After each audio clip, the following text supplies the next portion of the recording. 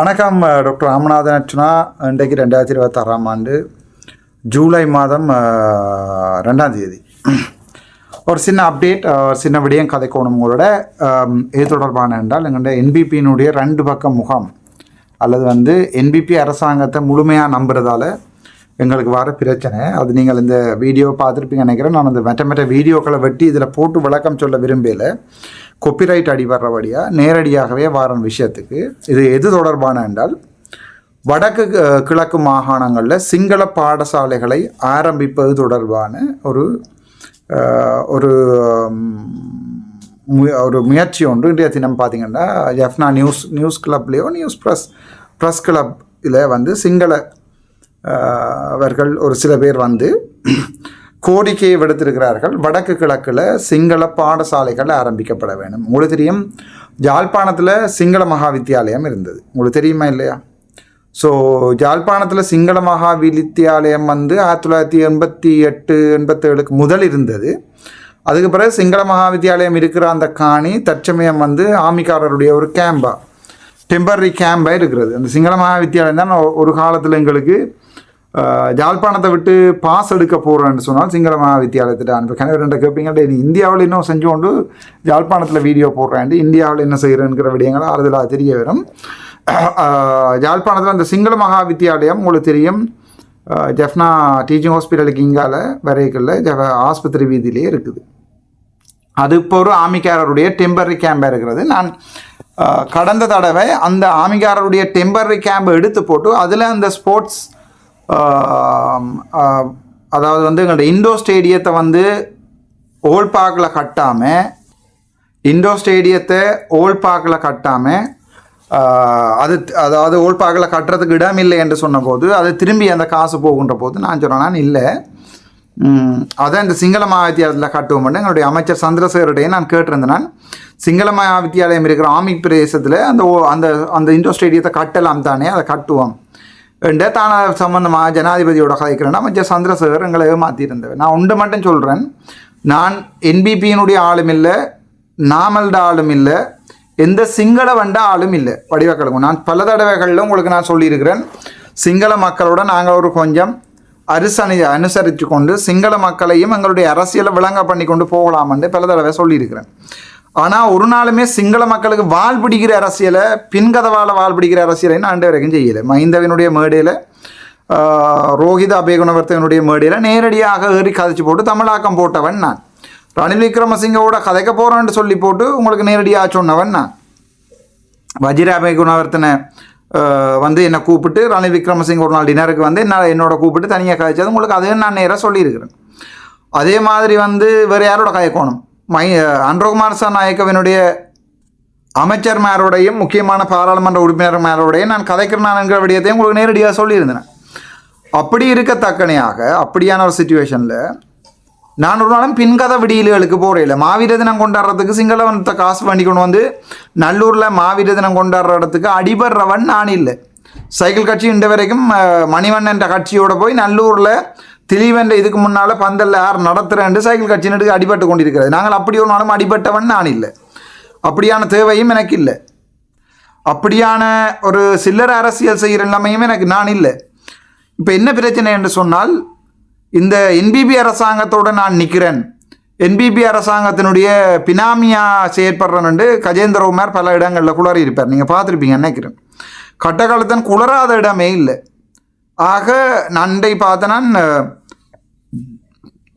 மன்னிச்சுக்கொள்ளுங்க, இதில் எங்கண்ட தையடி வியாரைக்கு முன்னால் மறுபடியும் போய் காண்டிப நகரெல்லாம் இழுத்து குளறப்பட்டு எல்லாம் ஹட்டெல்லாம் கட்ட வலிக்கிட்டு இழுத்து குளறி சிங்களவன் கூத்தடிச்சிருக்கிறான்.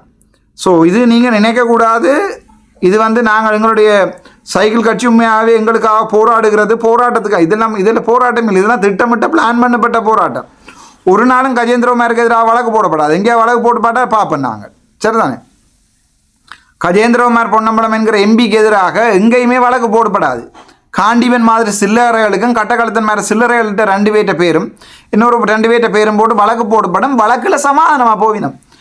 அதுதான் அந்த ஆகலம் காமெடி. என்னென்றால் காமெடி கடுங்காமெடி என்னென்றால் இவ இப்படி போராடிவினம் சிங்கள நியூஸ்ல எல்லாம் வரும்.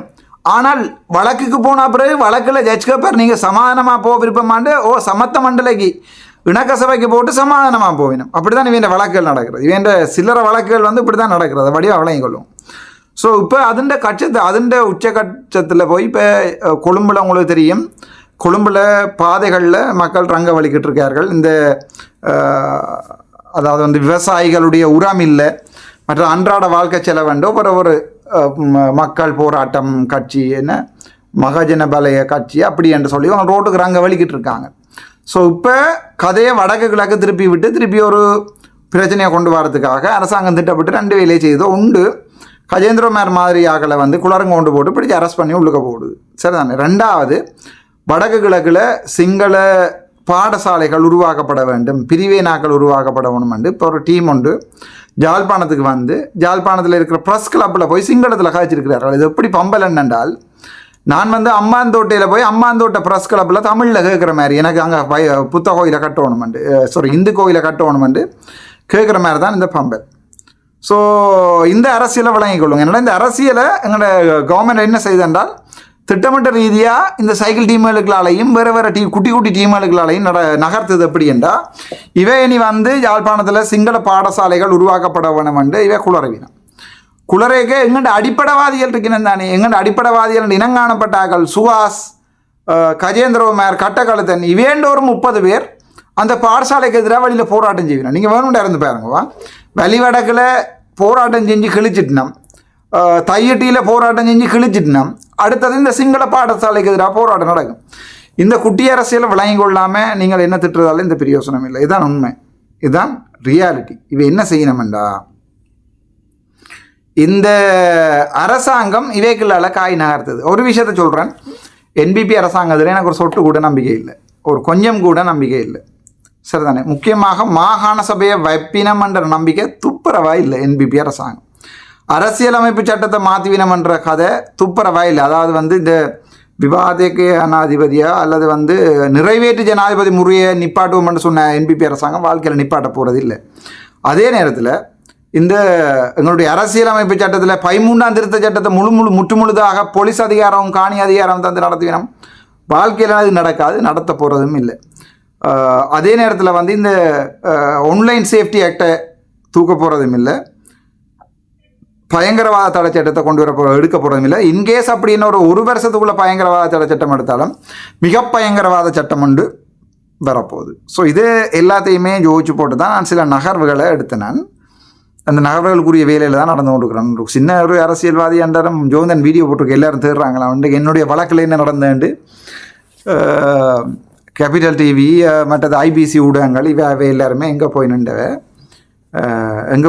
இன்றைக்கு வழக்கு முடிஞ்சு வெளியால் வரைக்கும் ஆக்சுவலாக எம்பி இல்லாமல் போயிடுவேன் ஒரு ஆசையில் அங்கே போய் நின்றவேன். நான் இப்போ இந்தியாவில் நினைக்கிறேன். வழக்கு ஆகஸ்ட் மாதம் 31ஆம் தேதிக்கு தள்ளுபடி செய்யப்பட்டிருக்கிறது. அடுத்த ஸ்டேஜுக்கு போயிருக்கு வழக்கு. அதாவது வந்து இந்த ப்ரீ ட்ரையலில் இருந்து ட்ரையல் ஸ்டேஜுக்கு அல்லது வந்து சப்மிஷன்ஸ் ஆர்கியூமெண்ட் ஸ்டேஜுக்கு போயிருக்குது. சப்மிஷன்ஸ் முடிஞ்சு ரிட்டன் சப்மிஷன் முடிஞ்சு ஆர்கியூமெண்ட் ஸ்டேஜுக்கு போயிருக்கு. ஸோ இந்த வழக்கு வந்து ஆகஸ்ட் 31 வரைக்கும் தள்ளுப்பட்டிருக்கு, பின்னுக்கு போயிருக்குது. இப்போ எல்லாருமே என்னடா இன்றைக்கு அர்ச்சுனா ராமநாதன் எம்பி இல்லைன்ற ஒரு நியூஸை போடுவோம்ட்டு சொரிஞ்சு கொண்டு போய் நின்றுவாங்க. எனக்கு அது தெரியும்டா முதலே. அதான் எனக்கு உங்களுக்கு உள்ள வித்தியாசம். ஸோ இப்போ அடுத்த நகர்வு எங்கே நோக்கி போகுதுன்னு சொன்னால் எங்களோட வடக்கு மாநிலத்தில் இருக்கிற சிங்கள பாடசாலைகளை நோக்கி வேண்டாம் என்கிற ஆர்ப்பாட்டத்தோடு போகுது. இதில் நான் ஒரு விஷயத்தை பதிவு செய்ய விரும்புகிறேன். சிங்களம் எங்களுடைய பாடசாலையில் படிப்பிக்கணும், அதில் எந்த சந்தேகம் இல்லை. சிங்கள மொழி என்றது எங்களுடைய பாடசாலைகளில் விரும்பினாக்கள் கற்கக்கூடிய மாதிரி. இப்போ உங்களுக்கு தெரியும், இந்தியா வந்து இந்தியன் ஹை கமிஷனுக்களால் வந்து இந்திய படிப்பிக்க வழிகிட்டது யாழ்ப்பாணம் இந்து கல்லூரியில். உங்களுக்கு தெரியுமோ தெரியாது. அந்த மாதிரியான கூத்துகள் அடிக்கிறத நான் ஏற்றுக்கொள்ள மாட்டேன். ஆனால் சிங்களம் நாங்கள் இருக்கிற நாட்டின் 3வது மொழி. முதலாவது மொழி அவங்களுக்கு, எங்கள்ட மொழி எங்களுக்கு முதலாவது, ஆகவே இடையில இங்கிலீஷ், ஆகவே 3வது மொழி எங்களுக்கு அவங்கள்ட. அந்த ஆங்கிலம் சிங்களம் தெரிஞ்சிருந்தால் இலங்கையில் வாழ்கிறது இலகுபன்ற அடிப்படையில் தமிழ் பாடசாலைகளில், இப்போ உதாரணத்துக்கு யாழ்ப்பாணம் இந்து கல்லூரி என்றது என்னுடைய ஸ்கூலுடைய பேர். ஆனால் டெனிசியஸ் கனியூட் அரவிந்தராஜ் யாழ் மாநகர சபை ஆணையாளர் ஆண்டார்லேருந்து அங்கே தான் படித்தவர். ஜெயதர்சன் என்று சொல்லி ஒரு பெரியன் ஒருத்தன் கிறிஸ்டியன் அங்கே தான் படித்தவன். எனக்கு தெரியவங்க 2 பேர் தான் கிறிஸ்டியன், ஒரு கொஞ்சம் பேர் கிறிஸ்டியன்ஸ் படித்தவங்க அங்கே. சரிதானே. அதுக்காக யாழ்ப்பாணம் இந்து கல்லூரி யாழ்ப்பாணம் இந்து கிறிஸ்தவ கல்லூரியாக மாறாது வாழ்க்கையில். அதே மாதிரி இங்கே யாழ்ப்பாணம் இந்து கல்லூரியில் சிங்களத்தை ஒரு படிப்பீங்க, ஒரு பிரச்சனையும் இல்லை. ஆனால் நான் வெண்மையாக எதிர்க்கிறேன், சிங்கள மகா வித்தியாலயம் கொண்டு வரது நான் எதிர்க்கிறேன். ஆனால் எதிர்க்கைக்கு சாதுவாக மேனேஜாச்சு விடுது. கண்டியில் தமிழ் மகா வித்தியாலயம் கொண்டு இருக்குது. அங்கே ஏன் இருக்க வேணும்னா அங்கே தமிழ் பேசுகிற ஆக்கள் இருக்கிறாங்களே, அங்கே மலையக மக்கள் தமிழ் பேசுகிற ஆக்கள் இருக்கிறார்கள்.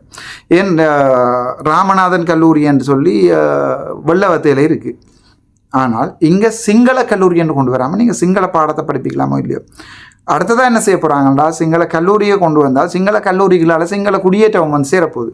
நாவிகாரையை சுற்றி, நாக தீபத்தை சுற்றி, மற்றது இங்கே எங்கண்ட கைதடியில் விகாரையை கட்டினதாருன்னு தெரியும் தானே உங்களுக்கு. அவள் தான் அடுத்தடுத்த அரசியல்வாதியாக வர்றது பார்த்து கொண்டிருக்கிறேன், டக்ளஸ் அங்காஜன் டீம். ஸோ கைதடியை சுற்றி சிங்கள குடியேற்றங்கள் எல்லாமே சிங்கள குடியேற்றங்கள் வந்து சேரப்போகுது. சிங்கள விகாரை வந்து சிங்கள குடியேற்றம் வந்து சிங்கள ஸ்கூல் வந்தால் வேறு என்ன வேற ஒன்று வழக்கமானதில் திட்டமிட்ட ரீதியிலான இனப்பெரம்பலை தாங்கள் எதிர்க்கிறோம்னு ஜனாதிபதி அன்றகுமார் சாநாயக ஒரு நாள் என்னோட முழு பொய்யன், உலகத்திலேயே இருக்கக்கூடிய இந்த வாழ்க்கையில் இப்படி ஒரு பொய்யனை கண்டதே இல்லை. அதாவது வந்து இப்படி கேவலமான ஒரு பொய் சொல்லுகின்ற ஒரு ஜனாதிபதியை நான் வாழ்க்கையில் காணல. அதை உண்மையாக சொல்லி நல்ல ஒரு பேரோட வெளியால் போனால் பரவாயில்லை. இப்படி கேவலமான பேரை சொல்கிற ஒரு ஜனாதிபதி, பொய்யை சொல்லுகின்ற ஒரு ஜனாதிபதியை நான் வாழ்க்கையில் காணல. தான் சொன்னவர் இனப்பெரம்பலை குழப்புற மாதிரி தான் செய்ய மாட்டான். ஆனால் மகாவலிக்கு இல்லாத இனப்பெரம்பலை மாற்றினோம்.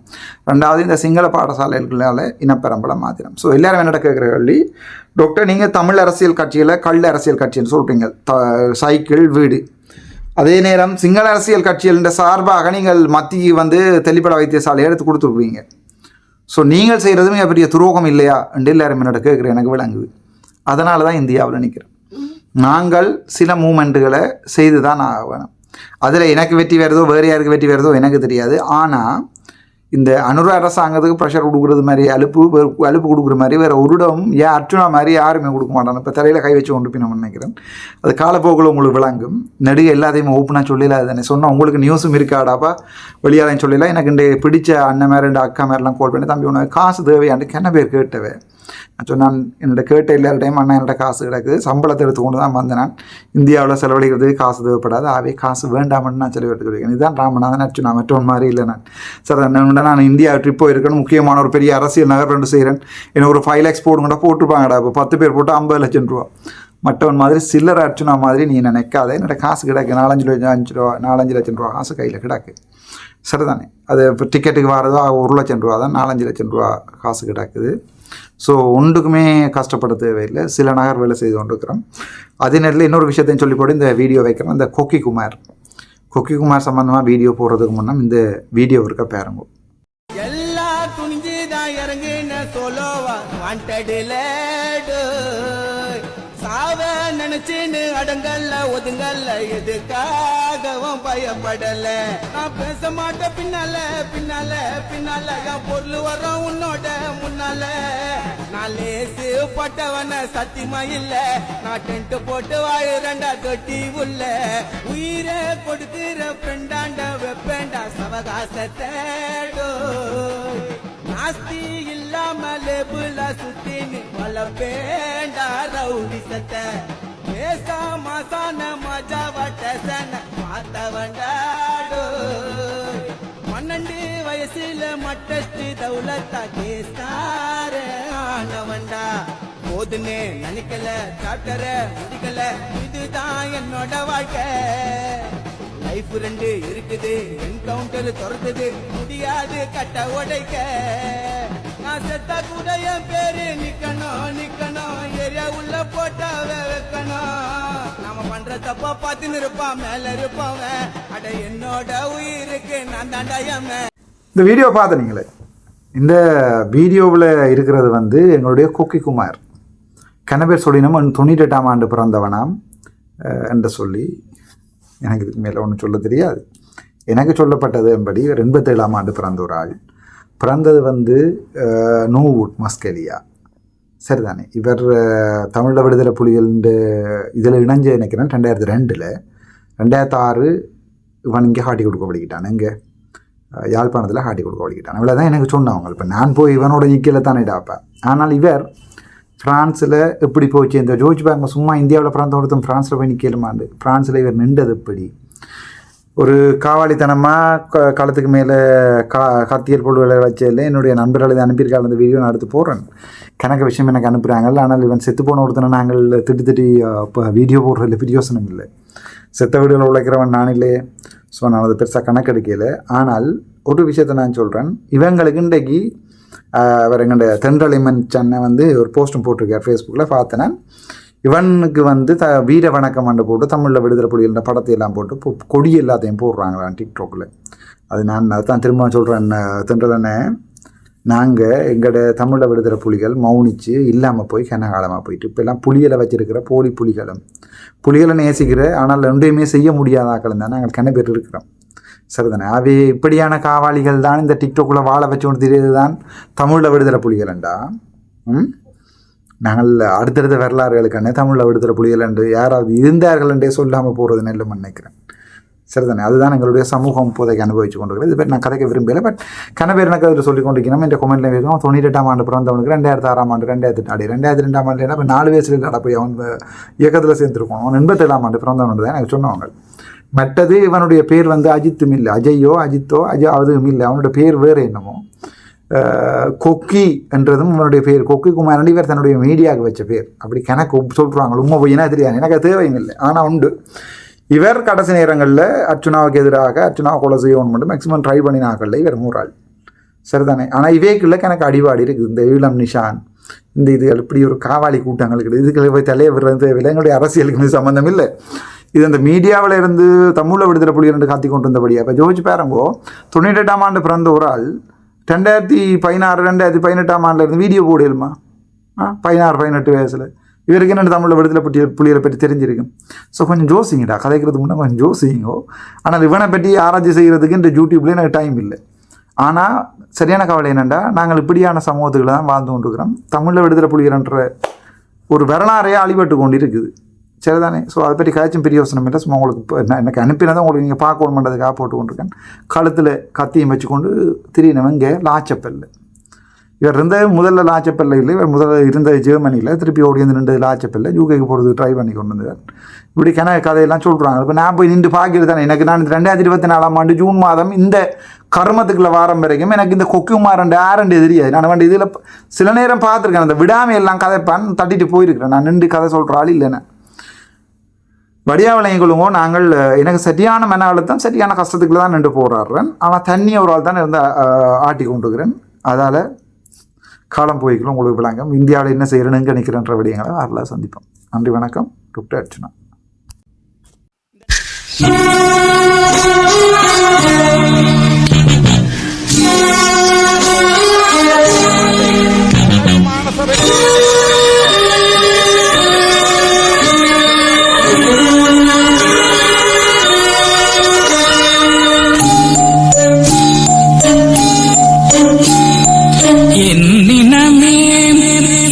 சனமே என்னை உனக்கு தெரிகிறதா?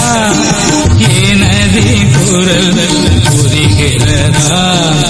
என்னினமே என் சனமே என்னை உனக்கு தெரிகிறதா? எனது குரல் புரிகிறதா? என்னினமே என் சனமே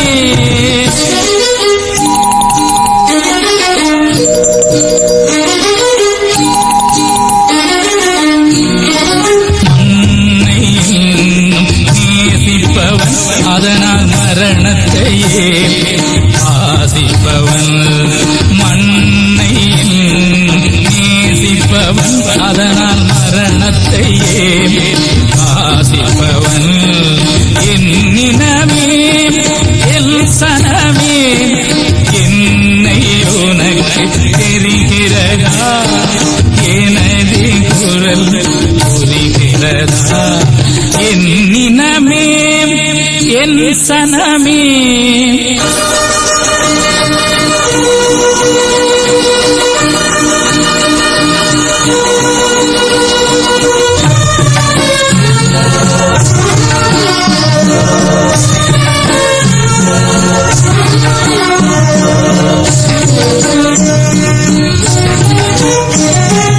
அன்னை தந்தை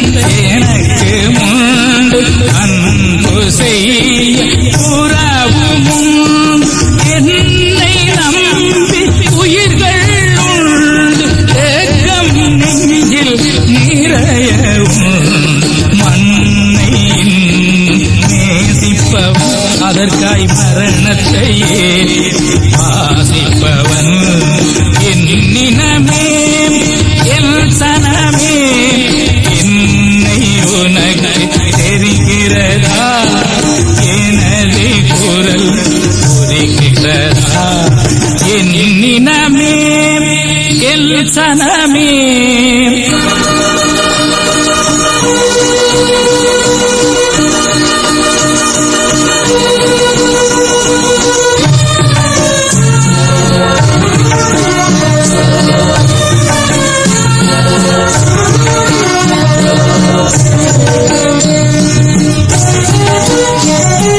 பாசறை நான் புகுந்த இடம் பதுங்கு கூடி உறங்குமிடம் தேச நலன் எனது கடன் தேன் தமிழே எனது திடன் அதனால் மண்ணை நேசிப்பவன் அதற்காய் மரணத்தை ஆசிப்பவன் என்னினமே என் சனமே என்னை உனக்கு தெரிகிறதா எனது குரல் புரிகிறதா என்னினமே என் சனமே